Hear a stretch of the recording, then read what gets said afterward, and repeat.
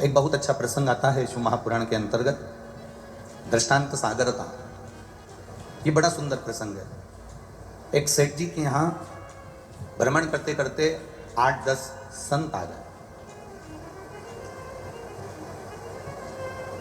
और सेठ जी के यहाँ जब 8-10 संत आए और संतों ने वहाँ डेरा डाला, सेठ जी ने उनको भोजन कराया, पानी पिलाया, गौ माता का दूध का पान कराया,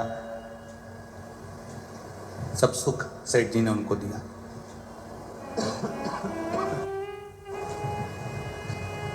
संपूर्ण सुख जब सेठ जी ने उनको दिया,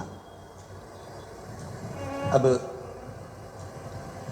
सारे संत चले गए, एक संत वहां रुके और उन संत ने वहां डेरा डाल के रखा। तो सेठ जी ने उनका आदर सम्मान सत्कार सब किया। समय बीता, संत जाने लगे तो उन्होंने सेठ जी से कहा कि मेरा मन है मैं आपको भगवान से मिला दूं, एक बार मैं आपको भगवान से मिलाना चाहता हूं, चलो मेरे साथ, मैं तुम्हें भगवान से मिला दूंगा। सेठ जी ने कहा मेरा परिवार छोड़कर, मेरे कुटुंब को छोड़कर, मेरे इतना व्यापार छोड़कर मैं आपके साथ नहीं जा सकता, मैं आपके साथ में नहीं जाऊंगा।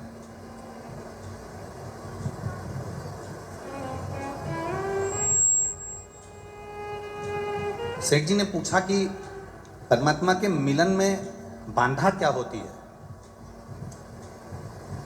परमात्मा मिल कैसे सकता है? तो सेठ जी से संत ने कहा कि बस उसके मिलन की सबसे बड़ी बाधा है व्यक्ति की आसक्ति, तृष्णा। उसकी सबसे बड़ी बाधा है उसकी आसक्ति, उसकी तृष्णा। एक बात हम आप लोगों से कहना चाहेंगे, जो 7 दिन के श्रोता होते हैं, जो 7 दिन तक इस पंडाल में रहते हैं, धर्मशालाओं में रहते हैं, होटलों में रहते हैं, या अपने अपने रिश्तेदारों के घरों में रहते हैं, या पंडाल में जो पड़े रहते हैं 7 दिन तक, एक दिन का जो श्रोता आता है, 2 दिन का जो श्रोता आता है, 3 दिन का जो श्रोता आता है, 4 दिन का जो श्रोता आता है, हम उनकी बात नहीं कर रहे। जो 7 दिन चाहे अलवर की भूमि पर पड़े हुए हों, चाहे पुष्कर राज में जो कथा हुई उसमें रहे हों, चाहे आगे जो कथाएं हैं मैनपुरी उत्तर प्रदेश में हों, चाहे छत्तीसगढ़ के श्रोता हों, जो 7 दिन अपना घर, परिवार, कुटुंब सब छोड़कर पंडाल में और धर्मशाला में, होटलों में रुकते हैं, कभी इनका एक प्रैक्टिकल कर कर देखना। जो 7 दिन रुकने वाले हैं उनको आप बिस्कुट का पैकेट बांटना और उसके बाद दूसरा व्यक्ति उसके पीछे से निकल कर जाना, वो भी उनको बिस्कुट का पैकेट देना।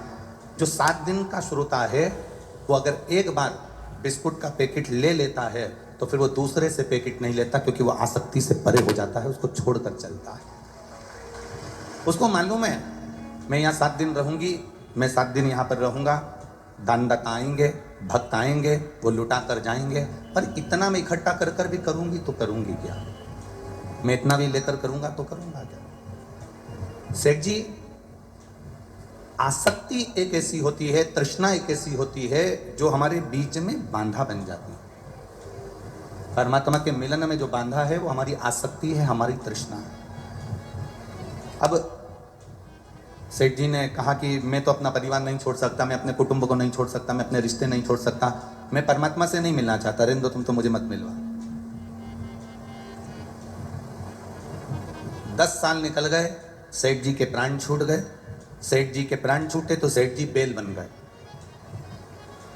एक नंदी बेल बने सेठ जी। और नंदी बेल जब सेठ जी बन गए, नंदी बेल बनने के बाद सेठ जी जब नंदी बेल बने तब वो संत फिर आए और उन्होंने उस नंदी बेल को देखा तो नंदी बेल से उन्होंने कान में कहा, सेठ जी अब तो तुमने मनुष्य का शरीर छोड़ दिया, अब नंदी बेल बन गए हो, चलो मैं तुम्हें उस परमात्मा से मिला देता हूँ, उससे मुलाकात करवा देता हूँ। सेठ जी ने कहा कैसे चले जाऊँ मैं, मेरा बेटा मुझ पर बोझा रखता है, मैं उसकी हेल्प करता हूँ, उसकी सहायता करता हूँ, उसका सामान उठा कर ले जाता हूँ। अगर मैं चले जाऊँगा कोई दूसरा बेल आएगा, रहेगा, ज़्यादा खाएगा और काम कम करेगा, मेरे बेटे का नुकसान होगा। तो मैं अपने बेटे के पास से जाना नहीं चाहता, इसलिए मैं नहीं जाऊँगा। अब मना कर दिया। समय बीत गया। 3 साल के बाद संत फिर आए।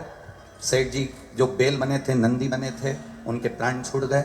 वो कुत्ते की योनि में आ गए, स्वांग की योनि में आ गए। अब कुत्ते के पास में संत ने जाकर कहा कि ये काम करो सेठ जी, अब तुम नंदी बेल से छूटकर कुत्ता बन गए हो, स्वान बन गए हो, चलो अब मैं तुम्हें चलकर भगवान से मिलवा देता हूँ।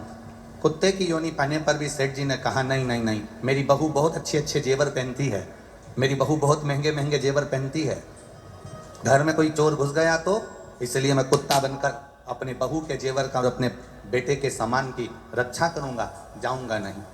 शिव महापुराण की कथा कहती है एक मनुष्य जब आसक्तियों में पड़कर, तृष्णा में पड़कर अपने प्राणों को त्याग देता है, तब वो ना जाने कितनी योनियां पाता जाता है, उसके बाद भी उसकी आसक्ति छूट नहीं पाती है।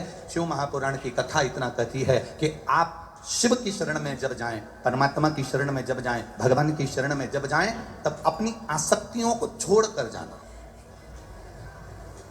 कल कथा में आपसे कहा था कि यहां आना, शिव महापुराण की कथा सुनने के लिए आप अलवर की भूमि पर आ रहे हो, शिव महापुराण की कथा सुनने के लिए इस पंडाल में अगर आप पहुंच रहे हो तो आपसे निवेदन है, सोने की रकम घर छोड़कर ना आना। आसक्ति के सामान, तुम्हारी मोबाइल, तुम्हारी वीआईपी चप्पल, तुम्हारा वीआईपी सामान आप अपने अपने घर पर छोड़कर आओ। यहां आसक्ति से परे होकर आइए,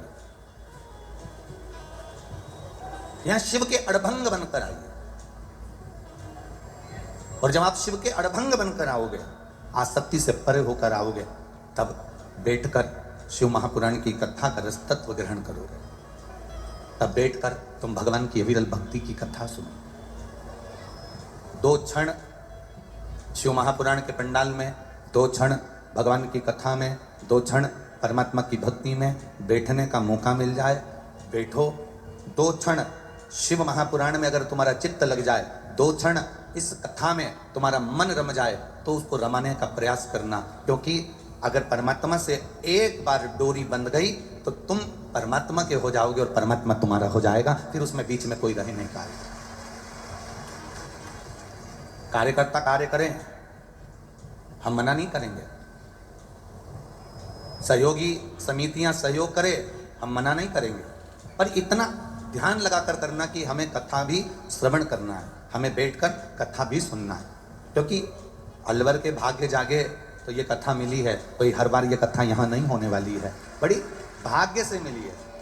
बहुत बहुत भाव की कथा है और इसको भाव से श्रवण करो, अपनी जिंदगी में उतारो। बड़ी मुश्किल से मिली है। उम्र बढ़ती है तो तृष्णा भी बढ़ती है। हम कहेंगे उम्र बढ़ने को तो जानते, हम तो कहते हैं उम्र घटती है। उम्र बढ़ती नहीं है, उम्र घट रही है। 40 साल के हो गए, 50 साल के हो गए, 60 साल के हो गए, 70 साल के हो गए, 80 साल के हो गए, ये तो उम्र घट रही है। इसको बढ़ना नहीं कहेंगे। तो हम ये भी कह सकते हैं कि उम्र घटती है, तृष्णा बढ़ती है, आसक्ति बढ़ती है।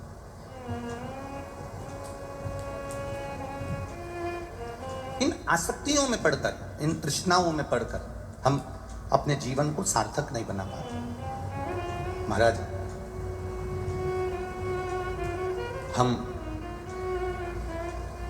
पैसा कमाते हैं, दाम कमाते हैं। पैसा कमाने से, दाम कमाने से सम्मान सारी दुनिया में मिल सकता है। आप करोड़पति बन जाओ, आपको आपके समाज के लोग सम्मान देंगे। आप धनपति बन जाओ, आपको आपके गांव के लोग सम्मान देंगे।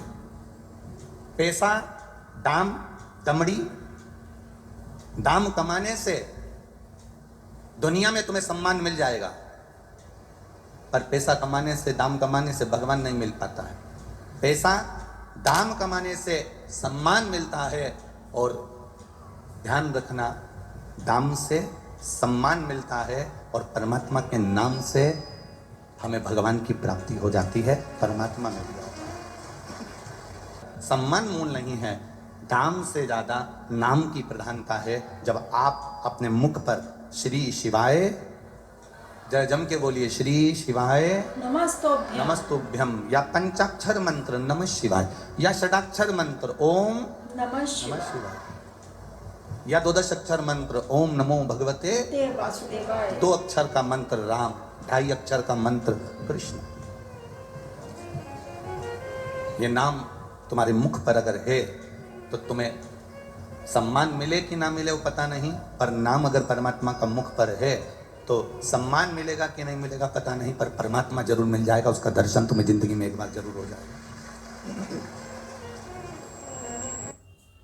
ये चमक मेरे मालिक की है, ये चमक ये दमक फूलवन में महक, सब कुछ सरकार तुम ही से है। जो कुछ दिया है उसने दिया है, उसको धन्यवाद दो कि हमको कंगाल बनाकर पैदा नहीं करा, उसको धन्यवाद दो हमें विकलांग बनाकर पैदा नहीं करा, उसको धन्यवाद दो हमारे 2 आंखें देकर पैदा करा, 1 आंख देकर पैदा नहीं करा, उसको धन्यवाद दो हमें 2 कान दिए, भगवान ने 1 कान देकर पैदा नहीं करा, भगवान को धन्यवाद दो 2 हाथ देकर पैदा करा, 1 हाथ देकर पैदा नहीं करा, भगवान को धन्यवाद दो 2 पांव देकर पैदा करा, 1 पांव देकर पैदा नहीं करा, भगवान को धन्यवाद दो हमें चलने फिरने के लायक पैदा करा, भगवान को धन्यवाद दो ना जाने किस भिखारी के घर में मुझे दे देते, पर भगवान तूने अच्छा हुआ ऐसे घर में दिया जहां मुझे खाने के लिए 2 रोटी मिल रही है, किसी चौराहे पर लाल पीली बत्ती पर मुझे कटोरा मांगकर कटोरा देकर मांगने के लिए नहीं बिठाया। भगवान धन्यवाद, पहनने के लिए वस्त्र दिए, खाने के लिए अन्न दिया, रहने के लिए घर दिया, अच्छा परिवार, अच्छा कुल, अच्छा कुटुंब दिया, हमारा गांव नगर शहर दिया, ये तेरी कृपा है। भगवान तूने बड़ी करुणा करी, इस शरीर से मैं शिव महापुराण की कथा सुन रही हूं, ये तेरी कृपा है। कहीं ऐसी जगह तूने जन्म नहीं दिया जहां मैं भगवान का भजन भी नहीं कर सकती, किसी ऐसी जगह पर मुझे पैदा नहीं करा जहां बैठकर मैं सत्संग नहीं कर सकती, किसी ऐसी जगह मुझे पैदा नहीं करा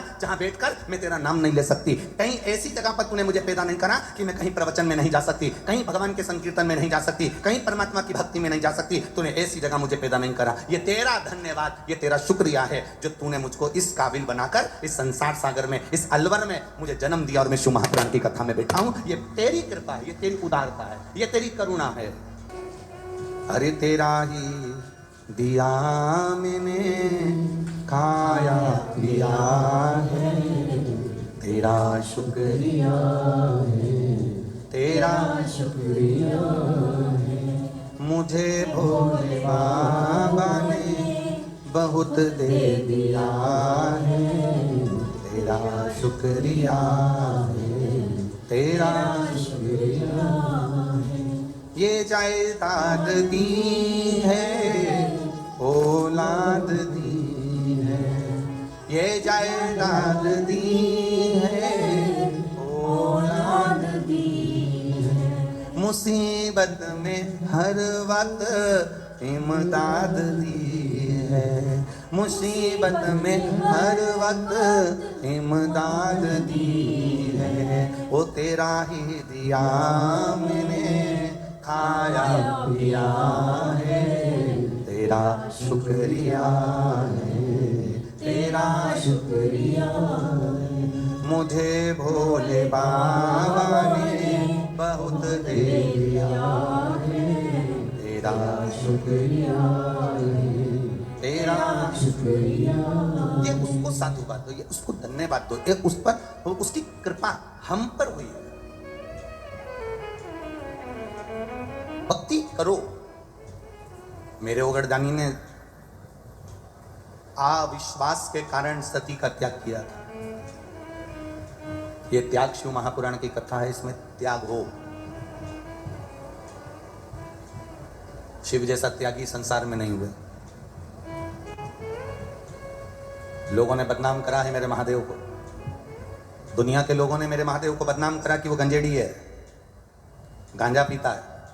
दुनिया के लोगों ने मेरे महादेव को बदनाम करा कि वो भांग पीता है, भंगेड़ी है। कई लोगों ने तो फोटो बना दिया, पार्वती जी भांग घोट रही है और शंकर जी को लोटे में दे रही है। कई लोगों ने फोटो बनाया, पार्वती जी भांग घोट रही है, लोटे में भरकर दे रही है।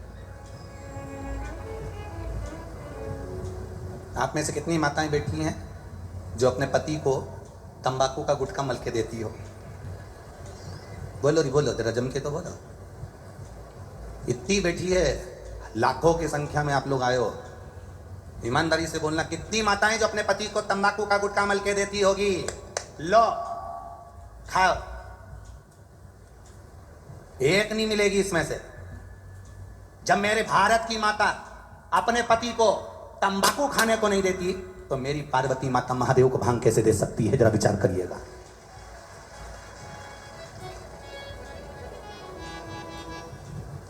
मेरी जगतजननी मां पार्वती भांग कैसे दे सकती है? तुम गलत सोच, गलत विचार, शिव को जाने ही नहीं लोग, शंकर को पहचान क्या कर रहे हैं? आज के जमाने में लोग शंकर को कहां पहचान रहे हैं? शंकर कौन, शिव कौन? शिव महापुराण की कथा कहती है शिव हमारी श्वास, शिव हमारी धड़कन, शिव हमारा पिता, शिव हमारा बाबुल, शिव हमारे घर का बुजुर्ग, शिव हमारे घर का दादा, शिव हमारे को संभालने वाला विश्वनाथ। वो शिव हमारा पिता है, वो शिव हमारा दादा है, वो शिव हमारा पिता के तुल्य है।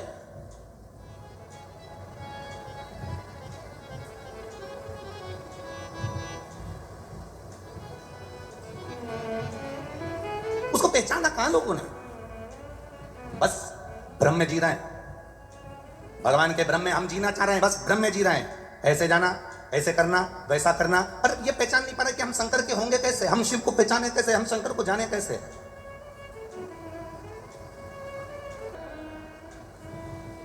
चांदी की रकम काली पड़ जाती है ना, तो मेरी माताएं बड़ी समझदार है, उसको निकाल के और वो पाउडर से ऐसी ऐसी घिसती है तो चांदी की रकम सही हो जाती है। तांबे का लोटा काला पड़ जाता है ना, तो उसको भी घिस देती है, तांबे का लोटा अच्छा हो जाता है। पीतल का बर्तन काला पड़ जाए तो माताएं उसको भी घिस देती है, बर्तन साफ हो जाता है। ये शिव महापुराण की कथा नहीं है। अलवर में ये पंडाल कथा का नहीं, जो हृदय, आत्मा, चित्त, मन जो काला पड़ गया उसको इस पंडाल में जम के घिसा जाता है जिससे वो अच्छा हो जाए। इस मन को साफ करने का एक मंझोटा है, एक स्थान है जहां पर जैसे बर्तन के स्थान पर बर्तन साफ होता है, चांदी के स्थान पर चांदी साफ होती है, कपड़े के स्थान पर कपड़ा साफ होता है। शिव महापुराण की कथा का पंडाल इस आत्मा को साफ करने के लिए है, मन को साफ करने के लिए है, चित्त को साफ करने के लिए। सावन के महीने में कथा सुन रहे हो, आप शिव की भक्ति को जितना जितना जागृत करोगे ना, उतना उतना फल तुम्हारे जीवन में प्राप्त हो जाएगा।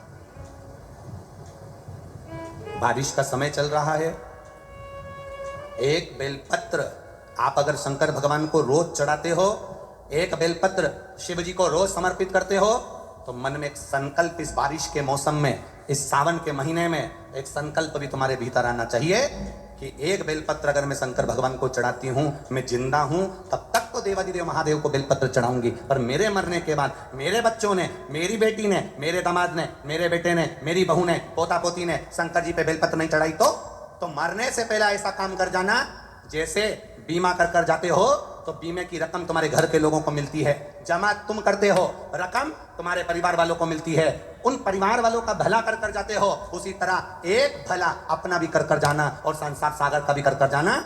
मेरे मरने के बाद बेलपत्र कौन चढ़ाएगा, इसलिए एक बेलपत्र का पेड़ लगा कर जाना, उस पेड़ की बेलपत्र कोई भी तोड़कर महादेव को चढ़ाएगा, फल तुझे ही मिलेगा। एक बेलपत्र का वृक्ष तुम भी लगा कर जाओ, उस बेलपत्र के पत्ते को कोई तोड़ेगा, शंकर पर चढ़ाएगा, फल मुझे मिलेगा। उस बेलपत्र के पत्ते को कोई तोड़ेगा, शिव को समर्पित करेगा, उसका फल मुझे मिलेगा। मैं चली भी गई, वृक्ष तो रहेगा, पेड़ तो रहेगा। श्रेष्ठ कर्म कर देखिए।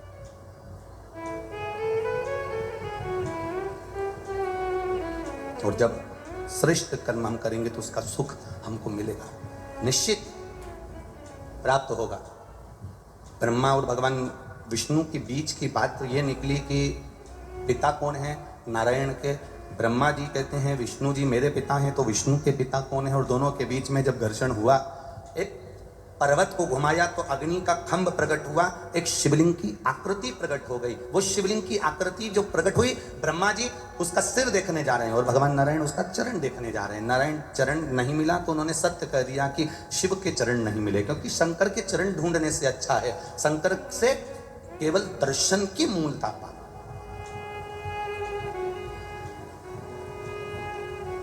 दुनिया के बहुत लोग मिलेंगे तुमको ज्ञान देने वाले, बहुत, कई बार बहुत बहुत विद्वान भी मिलते हैं। एक शंकर जी की कथा सुनने वाला एक भगत था और वो गाजियाबाद का था। अब उस शंकर जी की कथा सुनता था, उसको शिव जी पर बड़ा विश्वास था, शंकर की भक्ति में बहुत रमा रहता था, बहुत। कम से कम उसने इस व्यासपीठ के सामने कम से कम ना करते हुए 50 कथाएं श्रवण करी हुई थी, इतना विश्वास था उस शंकर जी। अब उसको एक वो मिल गए, अब मैं उनका नाम नहीं लेना चाहता इस व्यासपीठ से, काय को लूँ मैं किसी का भी नाम, तो वो उनकी किताब का प्रचार कर रहे थे, ठीक है। और प्रचार करते करते वो गाजियाबाद के वो लड़के से वो मिल गया। उनका शिष्य और शिष्य मिलने के बाद उसने कहा कि भगवान तो है ही नहीं, और राम तो है ही नहीं, और कृष्ण तो है ही नहीं, और शंकर जी तो है ही नहीं, बस है तो हमारा जो गुरु जी है बस वो ही है, और वो ही सब कुछ है, और कुछ भी नहीं है। अब वो इतना ज्ञान दे, वो गाजियाबाद का लड़का।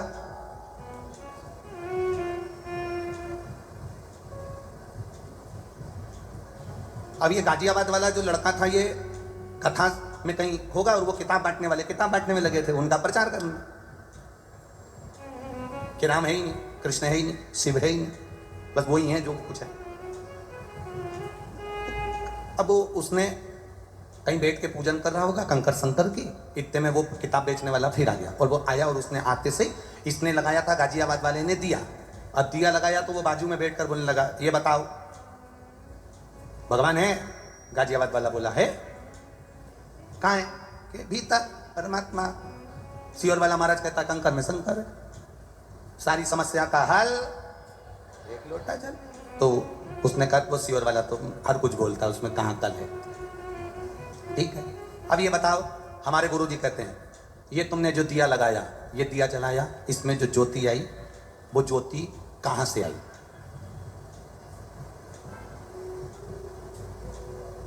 बता, ज्योति कहां से आई? जो तुमने ज्योति जलाई है दिए में, बाती में, ये ज्योति कहां से आई बता। अब वो गाजियाबाद का तो छोरा था, और गाजियाबाद वालों के ज्यादा प्राण खाओ तो फिर वो सुनाते बहुत जोरदार। बता ज्योति। बेटा था, उसने तुरंत फूंक मार दी। फूंक मारकर अब किससे पूछा, तू बता ये ज्योति कहां गई? पूछ के आ तेरे गुरु जी से कि ज्योति कहां गई, बोल जरा। अब बता, जल्दी बता, मेरा दिया बुझा है, बता ज्योति कहां गई। पकड़ लिया उसको, बता ज्योति कहां गई। ज्योति कहां से आई, ज्योति कहां से आई? इसने मार दी फूंक, अब बता ज्योति कहां गई। जो हमारी फूंक, बता ज्योति कहां गई। छोड़ा नहीं उसने। उसके कजन काका मठ मंदिर आश्रम काका फोन लगा दिया, और लगाया तो गुरु को पूछ रहा है कि ज्योति कहां गई, तो कि हमें नहीं मालूम कहां गई। अरे मेरे बाबा, क्यों हमारे सनातन धर्म को तोड़ने में लगे हो? बड़ी मुश्किल से लोग जुड़ते हैं, इसको जोड़ो। ये ज्योति भी उस भोलेनाथ ने दी है, और लेने वाली ज्योति को भी भोलेनाथ ही है, इसलिए उसका नाम ज्योतिर्लिंग महादेव है। इसीलिए इसको ज्योतिर्लिंग महादेव कहा जाता है। एक ज्योति के बिंदु में मेरा शिव समाया है। कभी ब्रह्म कुमारी आश्रम में जाकर देखना, कभी ब्रह्म कुमारियों की बेटियों के पास में, ब्रह्म कुमारी दीदियों के पास में, माताओं के पास में बैठकर देखना, एक छोटा सा फोटो देंगे, उसमें ज्योति बनी होगी, उसकी किरणें निकली होगी। एक ज्योति से परमात्मा समाया है। ये ज्योति, ये ज्योतिर्लिंग का स्वरूप है, जिससे हम तुम संसार सागर सब प्रकट हुआ है। भगवान शिव से भगवान नारायण प्रकटे हैं, भगवान नारायण से भगवान ब्रह्मा प्रकटे हैं, भगवान ब्रह्मा से ये संपूर्ण संसार सागर प्रकटा है। संपूर्ण संसार सागर ये सब शिव का दिया हुआ है कि तेरा ही दिया मैंने खाया पिया, तेरा शुक्रिया, तेरा शुक्रिया। ये संपूर्ण ब्रह्मांड का सुख उसी का तो है। हमारा सुख है कहां है? ये तो उसकी पहचान है। अरे तुझ में राम, मुझ में राम, सब में राम समाया है, जित देखूं उत राम की ही माया है। सब में राम है, कोई गया आया जाए खाए पिया, सब में राम है। अलग से कौन पैदा हो गया? बड़े विचित्र लोग हो गए। राम जी को मत मानना, शंकर जी को मत मानना, कृष्ण जी को मत मानना, कांवड़ का जल चढ़ाने मत जाना, शिव के मंदिर मत जाना, भगवान के दरवाजे मत जाना। मेरा निवेदन है, जो कहते हैं मंदिर मत जाओ, राम मंदिर मत जाओ, कृष्ण मंदिर मत जाओ, शिव के मंदिर मत जाओ, यहां मत जाओ, वहां मत जाओ, उनसे कहना तू मर के ऊपर मत जाना। काहे को जा रहा है? अरे ना भाई, रहोगे तो संसार सागर से तरते हो। हम आपसे ये नहीं कहते कभी भी कि 24 घंटे मंदिर के अंदर बैठे रहना। हम आपसे कभी इस व्यासपीठ ने नहीं कहा कि तुम गंगा जी के घाट पर जाकर बैठ जाओ। इस व्यासपीठ ने आज तक नहीं कहा कि नर्मदा के घाट पर जाकर बैठ जाओ। इस व्यासपीठ ने आज तक नहीं कहा कि अपना घर छोड़ो, परिवार छोड़ो, कुटुंब छोड़ो, रिश्ते छोड़ो, नाते छोड़ो। हम किसी को छोड़ने की बात नहीं करते। हम तो एक ही बात करते हैं, घर में रहो, लड़ाई भी हो जाए घर में तो भी छोड़कर मत जाओ। कितनी भी पति से तुम्हारा लड़ाई हो जाए, पति से कितना झगड़ा हो जाए, सास से कितनी भी लड़ाई हो जाए, घर मत छोड़ना। वो कितना ही कह तू अपने बाप के घर जा, नहीं जाऊं और यहीं बैठूंगी, जा। पति कहते को मैं पकड़ के तेरे घर छोड़ जाऊंगा, पति इतने में कहते नहीं जाऊंगी यहीं रहूंगी, जा। और अंदर जाओ रसोई घर में, कितना भी झगड़ा हो आटे को अच्छी लपक के उसनो, क्योंकि तुम किसी को उसन तो सकती नहीं, तो आटे पे अपना दम लगा दो और आटे को दम के उसन के अच्छा देसी घी का 4 पराठा बना के टेबल पे रख के बढ़िया चकाचक खाओ। गाली बके बकने तो आग लगे बस्ती में, अपन मस्ती में खाओ चक से। काय को जाए वो के जा, नहीं जाऊं यहीं छाती पे मुंह धनु पर नहीं जाऊं, जा नहीं जाऊं। जरा जरा सी बात में लड़के इतना बड़ा फैलाना मत कर लेना कि मैं मर जाऊंगी ना, आज के बाद तुम्हारा मुंह नहीं देखूंगी। तुम तो यूं कहो कि मैं खूब रोटी खाऊंगी पर तुम्हारी छाती पे मुंह डालूंगी, नीचे नीचे। काय को जाए हम घर छोड़ के? भाई गुरुजी हम बड़े दुखी हैं इसलिए हम सुसाइड करने जा रहे हैं, हम मरने जा रहे हैं। हमने कहा कैसे मरोगे, कोई प्लानिंग है? तो के पंखे में रस्सी बांध के लटक जाएंगे। हमने कहा ये तो ओल्ड फैशन है, क्यों न्यू फैशन निकालो। तो के हम दवाई खा के मर जाएंगे। हमने कहा ये भी ओल्ड है। हम पानी में डूब के मर जाएंगे। हमने कहा ये भी ओल्ड है। ट्रेन के नीचे मर जाए, हमने कहा ये भी ओल्ड है। गाड़ी के नीचे आ जाए, हमने कहा ये भी ओल्ड है। कोई न्यू फैशन निकालो, क्योंकि जैसे नए नए कपड़े की डिमांड आती है, नई नई कपड़े आते हैं, नई नई फैशन आती है, तो मरने का भी प्लानिंग नया करो। तो कि तुम बताओ कि नए तरीके से मरते कैसे? हमने कहा मरना तो सबको है, एक काम करो, जिस घर में रह रहे हो, जितने टेंशन में रह रहे हो रहो, उसके साथ में शंकर भगवान का भजन करते रहो, शिव जी का स्मरण करते रहो, और जिस दिन तुम्हारी अंतिम श्वास आए तब तक उस शंकर का भजन करो। जब मरना ही है, मतलब मरना मतलब घर वालों से पीछा छुड़ाना, तो तुम एक काम करो ना, शंकर के भजन में लग जाओ, शिव की भक्ति में लग जाओ। घर में रहो, परिवार में रहो, पर भगवान की भक्ति में रमे रहो, बस उसके भजन में रमे रहो। मरने नहीं देगा। मेरा महादेव के ऊपर जो 1 लोटा जल चढ़ाता है, जिस हाथ से उसने शंकर पर पानी चढ़ाया है, जिस हाथ से उसने शिव का ऊपर जल चढ़ाया है, वो जल का हाथ मेरा महादेव पहली बार में पकड़ लेता है, उसको डूबने नहीं देता, उसको मरने नहीं देता, उसको पार लगा देता है। वो शिव तत्व है मेरा, वो ओघड़ी है मेरा, वो शंकर है मेरा, जो तुम्हें डूबने ना दे, जो तुम्हें मरने ना दे। ये लड़ाई का जो कारण होता है ना, अविश्वास के कारण होता है। सती मैया और शिव जी का विवाद हुआ था अविश्वास के कारण। राम जी ने कह दिया, शंकर भगवान ने कह दिया, कथा सुनकर आ रहे थे और कथा सुनकर आते आते राम जी के दर्शन हो गए, राम जी का दर्शन हुआ, तो शिव जी ने कह दिया यही मेरे इष्ट देव है। सती ने पूछा इष्ट देव? हाँ। ये भगवान है? हाँ। ये राम है? हाँ। ये नारायण है? हाँ। ये सीता जी लक्ष्मी जी है? हाँ। भगवान शिव ने कहा सती मैया से कि ये मेरे इष्ट देव हैं। सती मैया ने शंकर जी के वचन पर विश्वास नहीं करा। जिस पत्नी का पति के वचन पर विश्वास नहीं होता और जिस पति का पत्नी के वचन पर विश्वास नहीं होता, उसी की लड़ाई अदालत तक जाती है। इसलिए पत्नी का पति के वचन पर और पति का पत्नी के वचन पर विश्वास होना जरूरी है। जब विश्वास दृढ़ होता है तो फिर ये युद्ध, ये विवाद त्याग में नहीं बदलता। जब विश्वास दिख जाता है, जब विश्वास अविश्वास हो जाता है, तब सती मैया का विश्वास प्रबल नहीं हुआ, तब जाकर शंकर भगवान ने सती का त्याग करा। त्याग कब होता है? जब विश्वास दिखता है। विश्वास खत्म मत होने देना, भरोसा खत्म नहीं होना चाहिए। अगर भरोसा खत्म हो गया, विश्वास खत्म हो गया, तो परमात्मा नहीं मिल पाता। इस व्यासपीठ से हमने तो आपको कह दिया कि शंकर जी पे जल चढ़ाओ, शिव जी सब संभाल लेगा। मालूम पड़े 2-4 महीना, 3 महीना, 5 महीना चढ़ाया और उसके बाद तुम्हारा विश्वास दिख गया, कोई आ गया, किसी ने कह दिया कहाँ सीवर वाले महाराज के चक्कर में पड़े हो, चलो मैं तुमको ऐसी जगह लेकर चलता हूँ, और महाराज जी बस ऐसी बूटी घुमाते हैं और हंडा निकाल कर दे देंगे, तुम्हारा काम सफल कर देंगे ना। ये सब नहीं होता।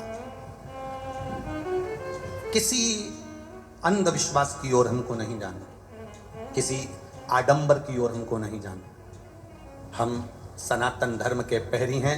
सनातन धर्म के अंदर ना आडंबर होता है, ना अंधविश्वास होता है। सनातन धर्म में मूर्ति पूजन का प्रमाण है। शिव की आराधना करो, भगवान का भजन करो, कीर्तन करो, भगवान को अपना इष्ट मानकर उसकी आराधना में डूबो, उसकी भक्ति में डूबो।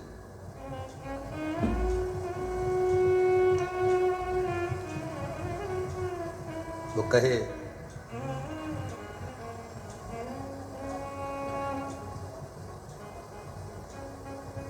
अपनी किस्मत का ताला, अपनी किस्मत का ताला तुम खोलते चलो।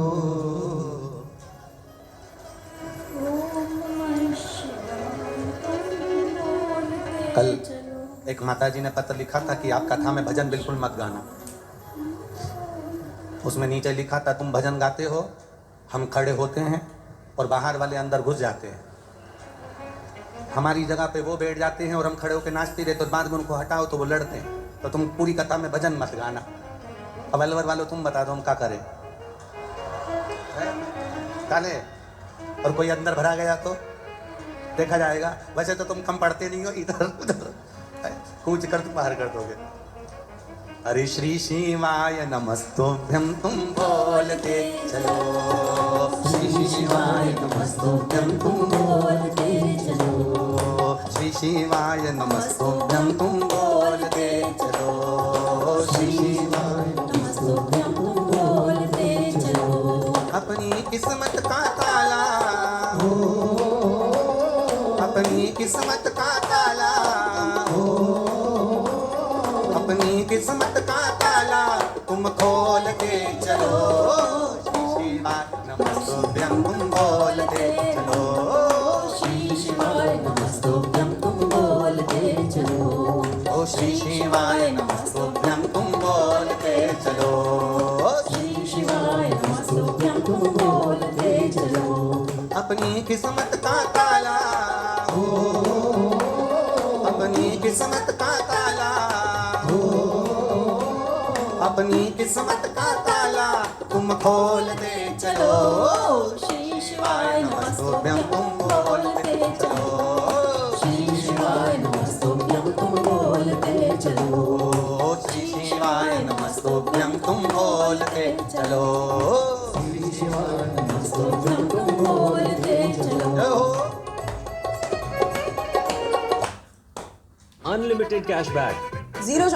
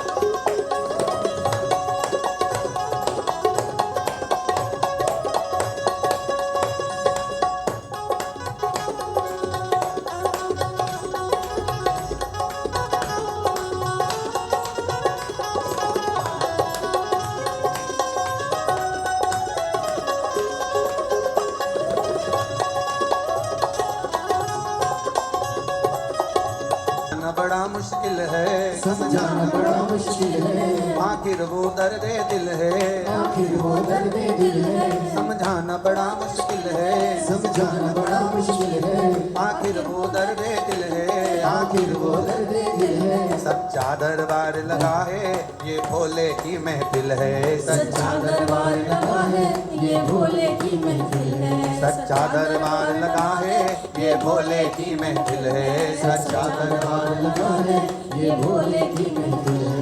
नैनों को डमरू वाले का, नैनों को काश वाले का,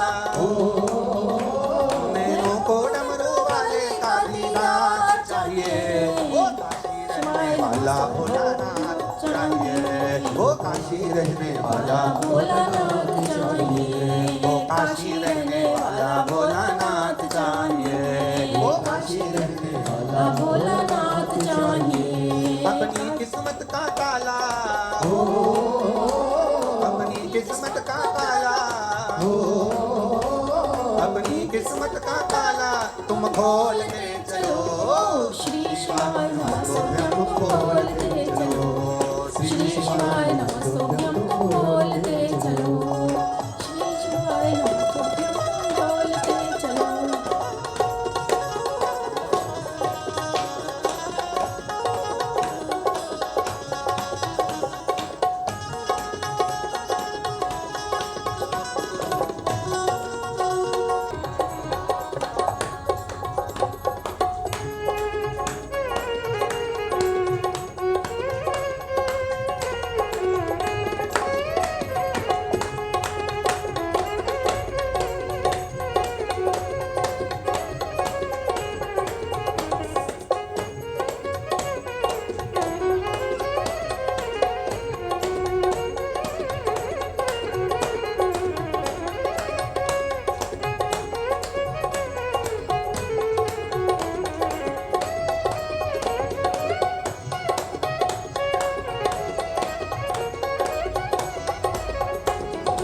कमी न अरमानों की, कुछ कमी न अरमानों की, तेरे इन दीवानों की, तेरे इन दीवानों की, कुछ कमी न अरमानों की, कुछ कमी न अरमानों की, तेरे इन दीवानों की, तेरे इन दीवानों की, मुझको मदहोश बनाए कतार तेरे नैनों की, मुझको मदहोश बनाए सरकार तेरे नैनों की, मुझको मदहोश बनाए कतार तेरे नैनों की, मुझको मदहोश बनाए सरकार तेरे नैनों की।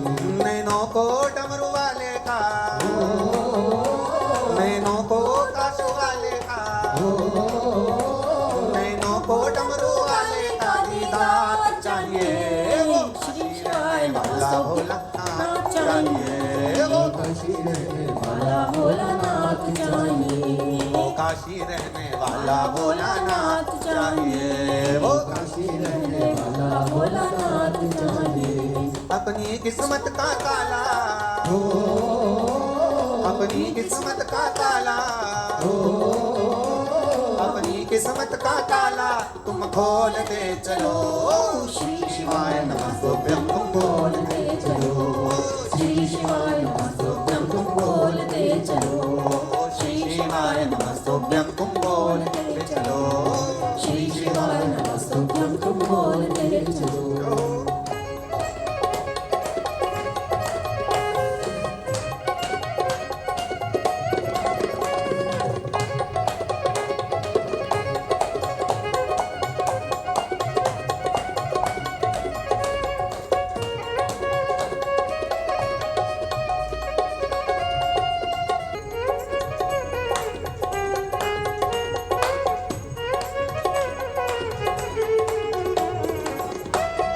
बोले शंभू। बोलते चलो, श्री शिवाय नमस्तुभ्यं तुम बोलते चलो, भक्तों के तुम प्यारे हो, भक्तों के तुम प्यारे हो, तुम जिगरी दिल वाले हो, तुम जिगरी दिल वाले हो, भक्तों के तुम प्यारे हो, भक्तों के तुम प्यारे हो, तुम जिगरी दिल वाले हो, तुम You know guys, these days all AC डोरे डाले तेरे नैन बड़े मत वाले, कितनों पे डोरे डाले तेरे नैन बड़े मत वाले, कितनों पे डोरे डाले तेरे नैन बड़े मत वाले, कितनों पे डोरे डाले तेरे नैन बड़े मत वाले, नैनों को डमरू वाले का,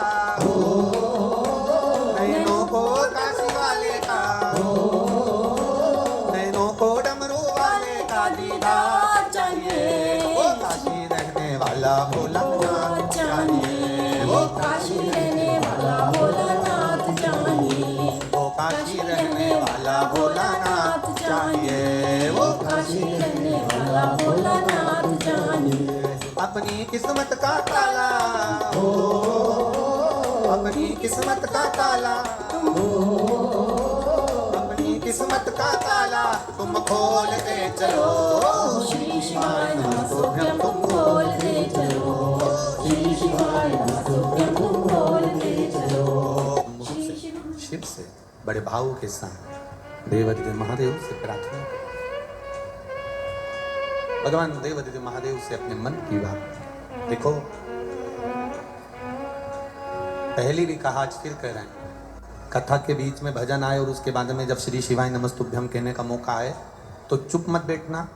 हमारे संत में आप भी श्री शिवाय नमस्तुभ्यम बोलना, सबके मुख से आवाज़ आना चाहिए और विनती सब करना, क्योंकि बहुत दूर दूर से आप लोग आते हैं बाबा से प्रार्थना कर कर जानना कि बाबा जिस कार्य के लिए आया हूँ या जिस कार्य के लिए मैं आई हूँ, मेरे मन की मुराद पूर्ण हो, आपके चरणों की भक्ति मिले और जीवन में संघर्ष करने की शक्ति मिले, आपके चरणों की रज मुझे अवश्य प्राप्त हो। बाबा से कहकर जानना मेरे जीवन के सारे दुखों को आप काटना दो, विनती कर भाव से।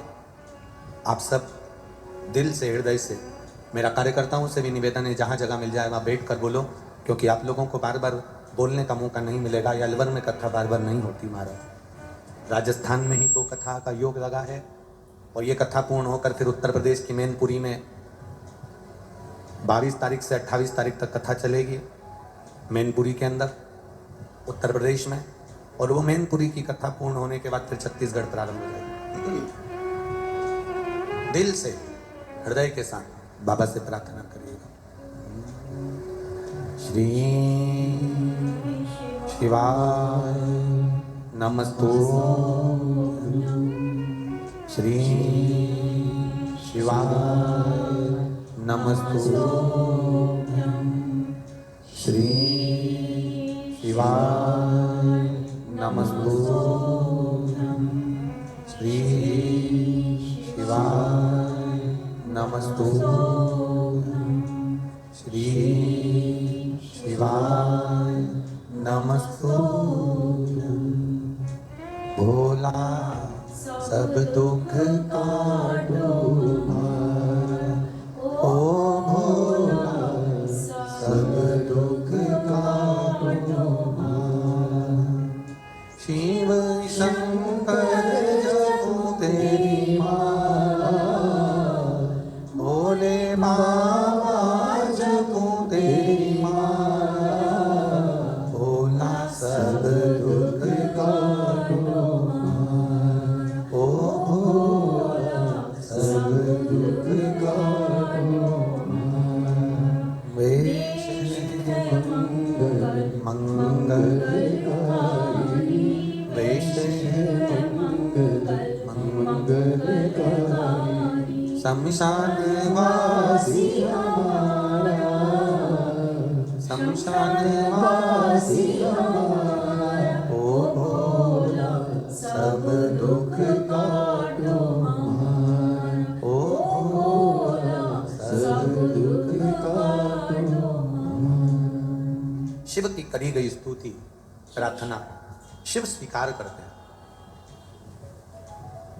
देवताओं ने, ब्रह्मा जी ने, भगवान विष्णु ने जो मंथन किया, शिवलिंग प्रकट किया, सबसे पहला शिवलिंग की आराधना भगवान ब्रह्मा और विष्णु ने करी और उसको प्रकट कर। हमारे घर में हम जो भी शिवलिंग का स्मरण करते हैं, आप लोग 15 जुलाई को, मतलब आज कितनी तारीख है? 13, कल का दिन बीच में छूटेगा 14 और 15 तारीख को, 15 जुलाई को रात्रि को 9 बजे से 10 बजे तक आस्था चैनल पर, फेसबुक, यूट्यूब पर ऑनलाइन शिव जी का जो अभिषेक होगा, उस अभिषेक में आप जो पार्थिव शिवलिंग का निर्माण करेंगे, पार्थिव शिवलिंग का निर्माण करो। पर शिव महापुराण की कथा कहती है कि हम शिवलिंग का जो निर्माण करें उसमें हमारा एक स्मरण होना चाहिए। बहुत बड़े शिवलिंग का निर्माण हमें नहीं करना। थोड़ी सी मिट्टी लाकर अपने हाथ को जैसे थाली में रख लेते हैं और इस अंगूठे को बड़ा कर लेते हैं, बस इन आकृति से बड़ा शिवलिंग हमारे आराधना में, हम अर्थात अपने पार्थिव लिंग का निर्माण ना करते हुए बस इतना बड़ा शिवलिंग का निर्माण कर कर उसकी हम आराधना करें। कितना सुंदर कहा। घर के अंदर जो शिवलिंग होता है वो 4 उंगल का होना चाहिए, अर्थात बस इससे बड़ा शिवलिंग हमारे घर के अंदर ना होते हुए जितना छोटा हो जाए, जितना छोटा होते चले जाए, और छोटा, जितना छोटा शिवलिंग होता है उतना हमें जीवन का एक आनंद की अनुभूति कराता रहता। प्रयास करो। शंकर भगवान के मंदिर में जब हम जाएं, शिवालय में जब हम पहुंचे, जब तुम्हें लगे एकांत है शिव, कोई शिव के मंदिर में है ही नहीं, वैसे तो बड़ा मुश्किल हो गया कि शंकर के मंदिर में कोई ना हो, फिर भी शिवालय जाएं, जब तुम्हें लगे कि अंदर से बड़ी दुखी हूं, बहुत कष्ट है जीवन में, वो कष्ट हमारा मिट ही नहीं रहा, ऐसा हो ही नहीं सकता कि मेरा महादेव ना संभालता। एक पत्र आया है, पत्र तो बहुत सारे हैं, उसमें एक लिखा किसी ने, गुरुदेव मेरा नाम अंजू रानी है, श्री अशोक शर्मा पटोदी, गुरुग्राम हरियाणा से हूँ गुरुजी। कहीं बैठी हैं क्या? कहीं बैठी हो तो ऐसा हाथ हिला देना। अंजू रानी जी कहीं बैठे हो तो हाथ हिला सकती हैं। मेरा नाम अंजू रानी है, श्री अशोक शर्मा पटोदी, गुरुग्राम हरियाणा से हूँ गुरुजी।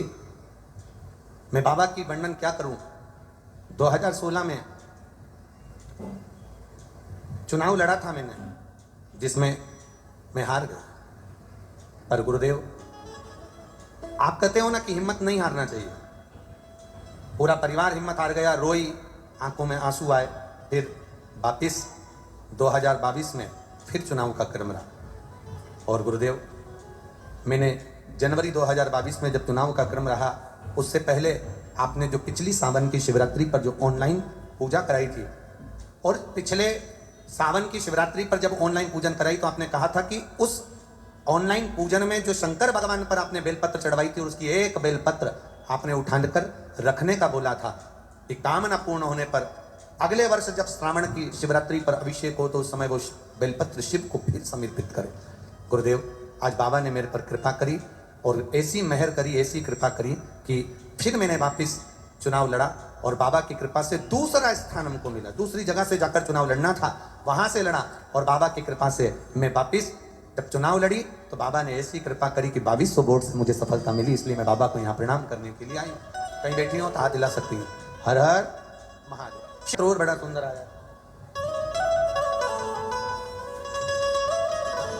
श्री शिवाय नमस्तुभ्यं। सुशीला खंडेलवाल, अनिल खंडेलवाल, शिवाजी पार्क अलवर। गुरुजी, बाबा का मैं क्या वर्णन करूं। मेरा मोबाइल नंबर ये है। मेरे बेटे ने लगभग 10 वर्ष पूर्व बीटेक किया था, तब से ही सरकारी नौकरी का एग्जाम दे रहा है, पर उसका कोई रिजल्ट नहीं आता। मेरे बेटे ने फिर पुनः बाबा की कृपा से वापिस सरकारी नौकरी के लिए अप्लाई करा। मैं बेटे से कहती थी, एक लोटा जल अगर शिव जी को चढ़ा रहा है तो शिव सुनेगा जरूर, तू मेहनत कर, पढ़ाई कर। बेटा कहता है, माँ 10 वर्ष हो गए बीटेक करे हुए, कम से कम नौकरी तो लग जाना थी, पर नहीं लगी सरकारी। तब मेरे बेटे ने फिर पुनः 2019 का एग्जाम दिया, और बाबा की कृपा से आज जूनियर अकाउंट असिस्टेंट के पद पर मेरा बेटा पदस्थ हो गया है रेलवे में। मैं बाबा को यहाँ प्रणाम करने के लिए आई हूँ। सुशीला खंडेलवाल, अनिल खंडेलवाल, शिवाजी पार्क अलवर, राजस्थान से हैं। शिव तत्व इसी को कहते हैं। शिव जी का अभिषेक हो। आप सबसे निवेदन है, दिल से अपने घर में, अपने परिवार के साथ, अपने कुटुंब के साथ, भाव के साथ में देवाधिदेव महादेव की भक्ति करिए, और उस भक्ति को अपने जीवन में उतारिए। देगा वो। खाली ना जाता कोई दर से तुम्हारे, खाली ना जाता कोई दर से तुम्हारे, मैं भी खड़ी हूँ नदी मांगे पसार, अपने हृदय से लगा लो, गिरा जा रहा हो, उठा लो। आपकी अविरल भक्ति आपको शिव के करीब लेकर जाती है।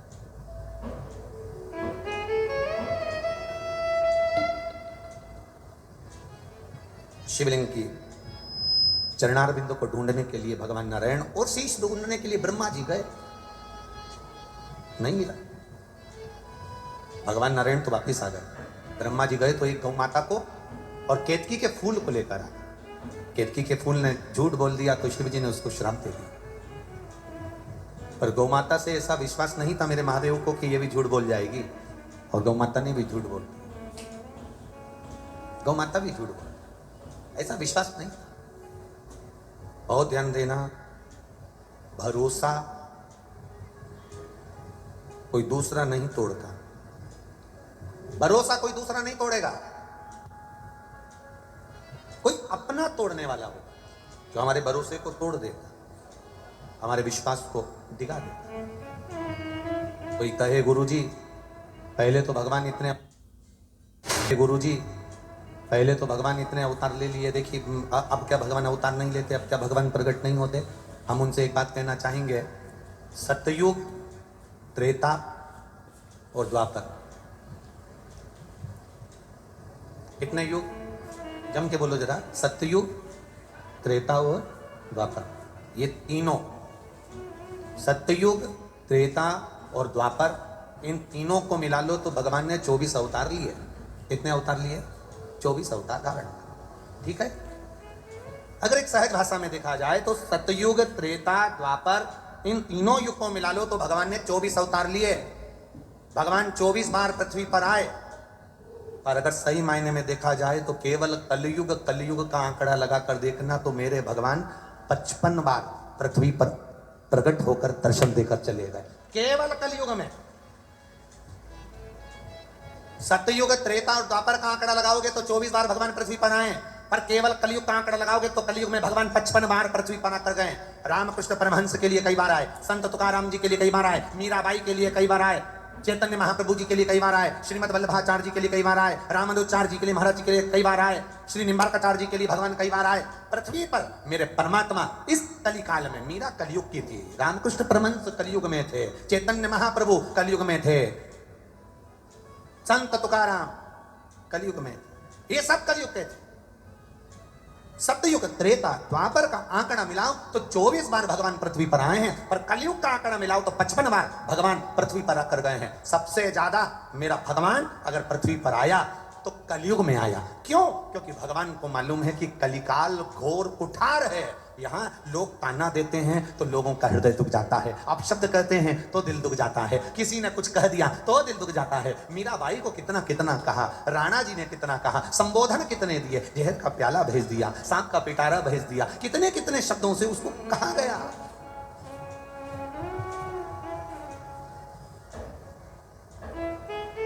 पर आया मेरा देवाधिदेव महादेव, मेरा राम, मेरा कृष्ण, मेरा शिव आया। कहने वाले कहेंगे, और बहुत ध्यान रखना, सत्ययुग, त्रेता, द्वापर को मिलाओगे तो 24 बार भगवान पृथ्वी पर आए हैं। कलयुग का आंकड़ा निकालोगे तो 55 बार भगवान पृथ्वी पर आए हैं। और यह निश्चित है, अगर आप भगवान की दिल से आराधना कर लोगे, दुनिया ताना देती रहेगी, आप उसका चरण पकड़ कर रख लोगे तो 56वीं बार भगवान तुम्हारे लिए पृथ्वी पर आ सकते हैं। यह निश्चित है, वो आएगा।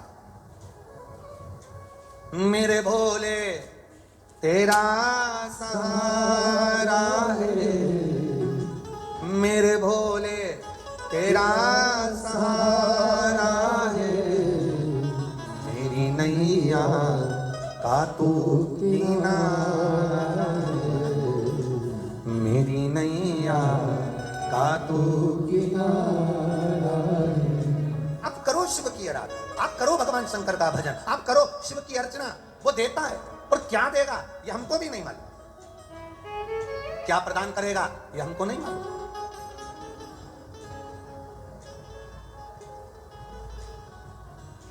अभी पुष्कर राजस्थान में कथा हुई और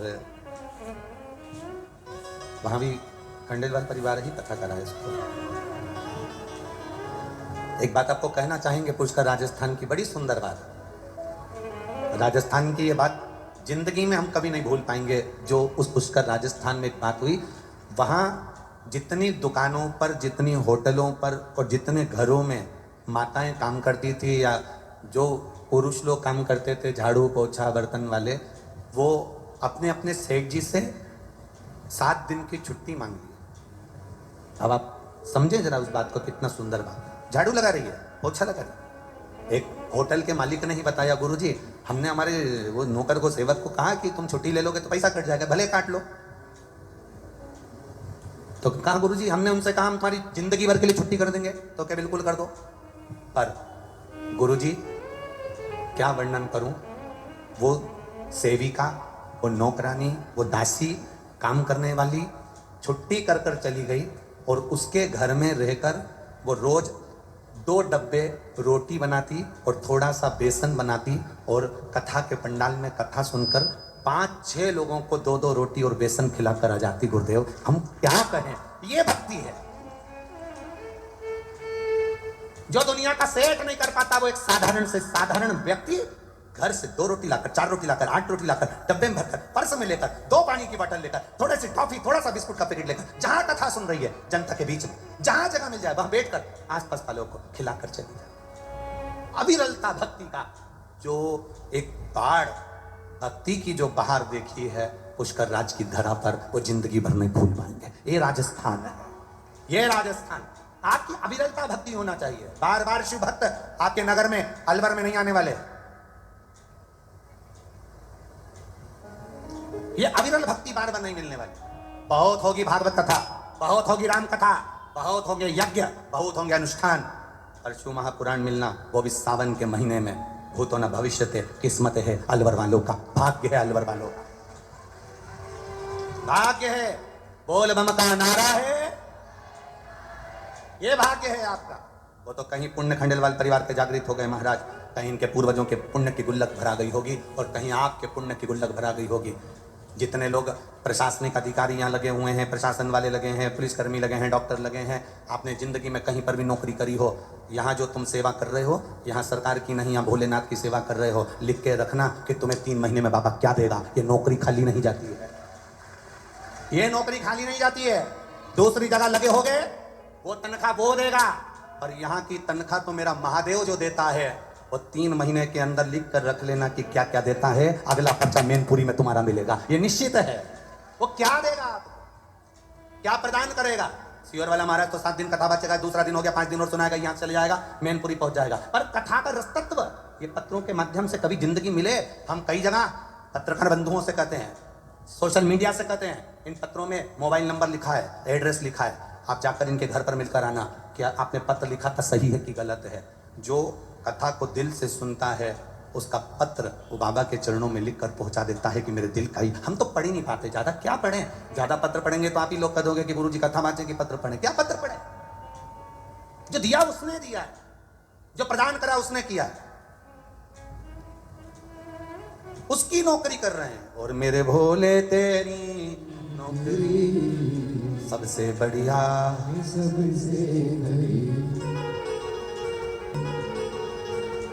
जब से तेरा गुलाम हो गया, तब से मेरा भी नाम हो गया।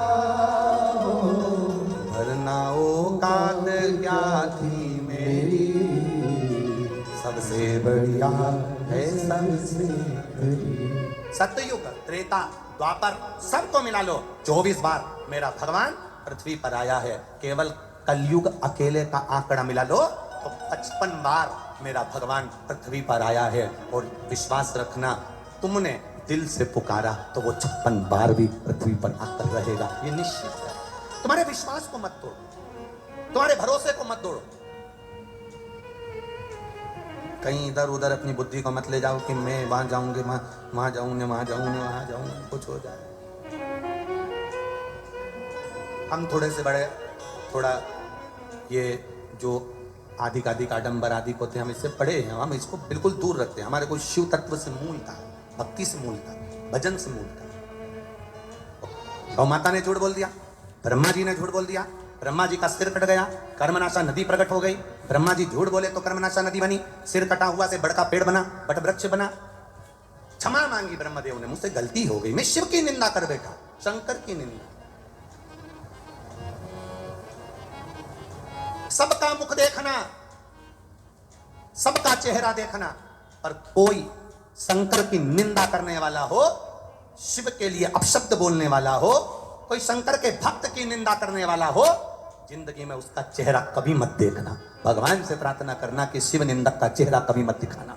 देव ऋषि नारद ने शंकर जी की निंदा भगवान विष्णु के सामने जाकर कर दी थी कि मैंने कामदेव को जीता है और शंकर जी कामदेव को नहीं जीत पाए। मैंने कामदेव को जीता, शिव कामदेव को ना जीते। भगवान विष्णु की आंख से आंसू बह गए, क्योंकि नारायण को लग गया कि इसने शंकर की निंदा करी है। नारद ने शिव की निंदा करी तो उनको बंदर का मुंह लगा, बानर का मुंह लगा, भारी सभा में हंसी उड़ी। और भगवान नारायण ने शंकर की निंदा सुनी, उनको घोड़े का मुंह लगा, घोड़े का मुख।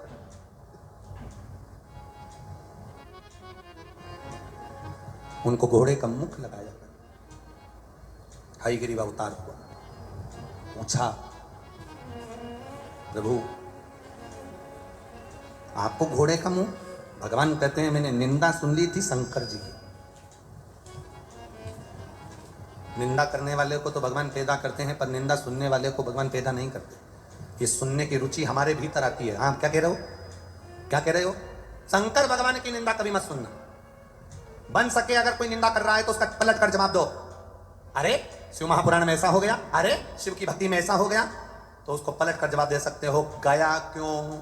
तुझे किसने किया था कि जा? तेरे घर कोई पीले चावल देने आया था क्या? अंदर शिव आया, जब तो तू शिव कथा में आया। भक्ति को जागृत करिए।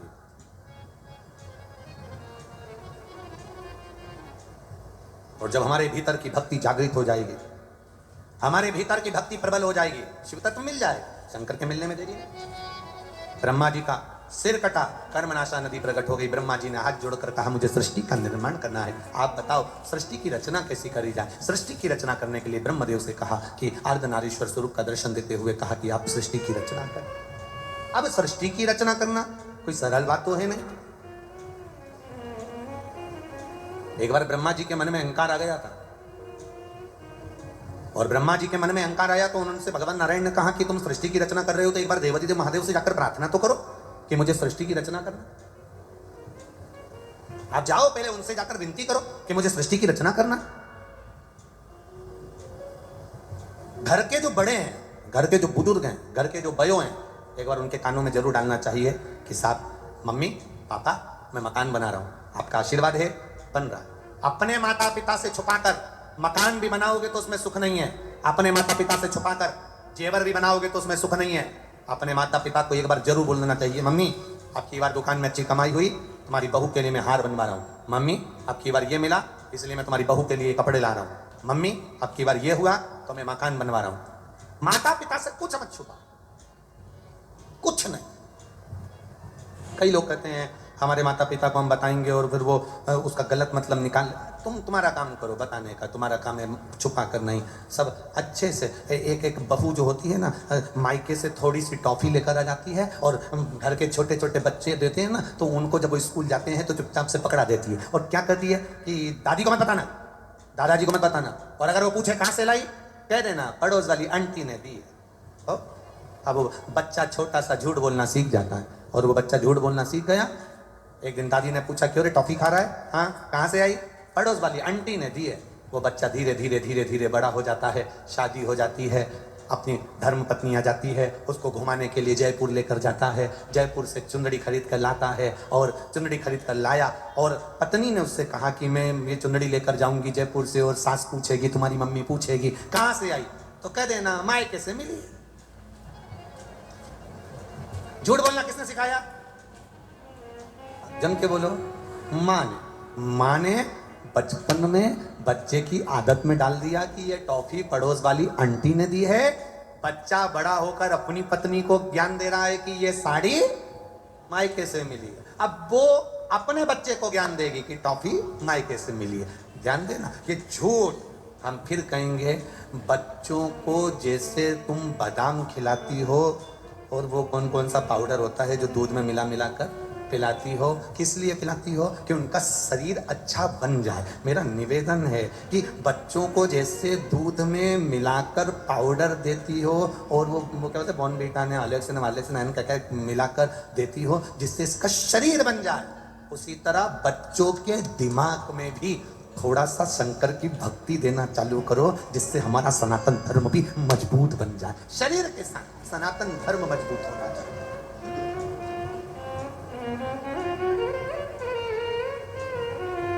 पाउडर घोल कर पिलाने से पहले बच्चों को संस्कार घोल कर पिलाइए, और एक लोटा पकड़ाकर शंकर जी के मंदिर बच्चों को भेजने की आदत डालिए। तो बच्चा अगर शिव के दरवाजे तक जाएगा तो तुम्हें वृद्धाश्रम के दरवाजे जाने की जरूरत नहीं पड़ेगी, ये निश्चितता है। अपने बच्चों को संस्कारवान बनाइए, ज्ञान दीजिए, थोड़ा ज्ञान जरूर। महाराज अर्धनारीश्वर स्वरूप में भगवान पधार रहे हैं और ब्रह्मा विष्णु को अर्धनारीश्वर स्वरूप का दर्शन दे रहे हैं। जोरदार ताली बजाएं। ब्रह्मा विष्णु महेश पधार रहे हैं, भाव से उनका स्वागत सत्कार करिए।